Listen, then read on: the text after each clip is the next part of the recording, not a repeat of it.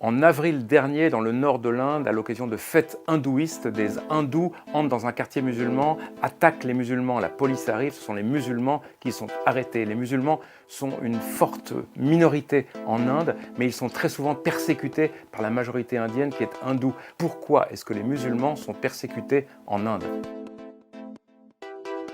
À l'origine, il y a très longtemps, la religion première de l'Inde, c'est l'hindouisme. C'est une religion qui existe toujours, 4000 ans. On dit que c'est la plus vieille religion qui est encore pratiquée au monde. Mais après ça, en Inde, il y a eu beaucoup d'autres religions. Le bouddhisme, Bouddha prêchait à Bénarès. Après, il y a eu le christianisme après la mort du Christ. Et puis, il y a eu l'islam dès le début des conquêtes arabes. Après la mort du prophète Mahomet, les musulmans sont arrivés jusque dans le nord de l'Inde. Puis, dans les siècles suivants, il y a eu des sultanats musulmans dans le nord de l'Inde. Il y avait eu des grands princes qu'on appelle les grands Moghols, ceux qui ont construit le célèbre palais du Taj Mahal, eh bien c'était des musulmans.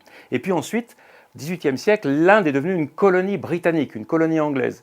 Quand les Indiens commencent à lutter pour avoir leur indépendance, ils vont lutter séparément. Les musulmans ont peur de se retrouver coincés dans une terre qui serait trop majoritairement hindoue. Donc il y a beaucoup de musulmans qui disent « nous, on voudrait faire un pays à part, on veut se séparer ». 1947, l'Angleterre accorde son indépendance à l'Inde. Le lendemain, commence une terrible guerre civile en Inde. On appelle ça la partition de l'Inde. C'est-à-dire que l'Inde va être séparée en deux. Au nord, un pays peuplé très majoritairement de musulmans qui est le Pakistan, avec un petit bout qui est à l'est qui va plus tard former le Bangladesh, et d'autre part la grande République indienne dans laquelle il y a une minorité de musulmans qui sont toujours là, qui représentent à peu près 14% de la population. C'est-à-dire que l'Inde est un des plus grands pays musulmans au monde. Dès le lendemain de cette partition de l'Inde, de cette séparation, le Pakistan et l'Inde commencent à se faire la guerre. Ils vont se faire 3 guerres, la dernière en 1971. Le Pakistan et l'Inde sont 2 pays qui aujourd'hui encore sont toujours ennemis. Ils ont tous les deux la bombe atomique et tout le monde a très peur que l'un utilise la bombe atomique contre l'autre. Et puis il y a des problèmes de friction particuliers. Par exemple, une énorme province au nord de l'Inde qui s'appelle le Cachemire. Quand il y a l'indépendance de l'Inde en 1947, la majorité de la population du Cachemire est musulmane, elle veut être rattachée au Pakistan.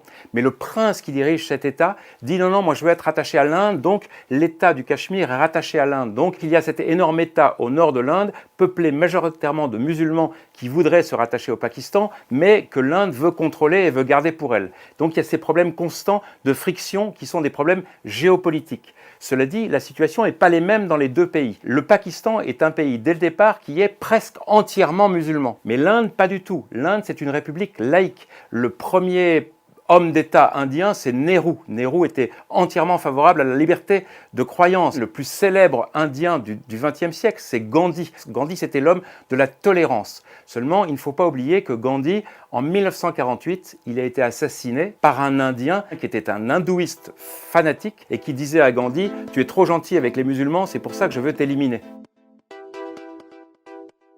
Gandhi Nehru appartenait à un grand parti qui a gouverné l'Inde pendant très longtemps, qui s'appelle le Parti du Congrès, qui défend la laïcité, l'idée que l'Inde est une terre de la liberté religieuse. Il y a un autre grand parti en Inde qui s'appelle le BJP, qui est dirigé par Narendra Modi. Narendra Modi est arrivé au pouvoir avec le BJP en 2014, il est Premier ministre de l'Inde. Lui, il n'admire pas Gandhi ou Nehru, il admire l'assassin de Gandhi. Lui, c'est un nationaliste, un suprématiste hindou. Alors, il est quand même bloqué par la Constitution, parce que la Constitution de l'Inde dit c'est un pays laïque. Donc, il ne peut pas dire on va chasser toutes les minorités religieuses. Mais de tous les côtés, il montre que c'est ça qu'il veut faire. Par exemple, en 2019, il fait une grande loi en disant on va aider les réfugiés qui arrivent en Inde, sauf les réfugiés musulmans. Par exemple, dans beaucoup d'États en Inde, on fait tout pour décourager les mariages interreligieux. Par exemple, il y a très souvent des émeutes qui sont menées par des suprématistes, des nationalistes extrémistes hindous. Ils vont dans les quartiers musulmans, ils s'attaquent aux musulmans. Et bien là, la police de Narendra Modi, la justice de Narendra Modi, au lieu d'aider les musulmans qui sont des victimes, mettent les musulmans en prison en disant « vous avez exagéré, c'est de votre faute, etc. » Gandhi, c'était l'homme qui a érigé la tolérance en une valeur absolue. Et Narendra Modi, c'est l'homme qui est en train de faire de l'Inde le pays de l'intolérance.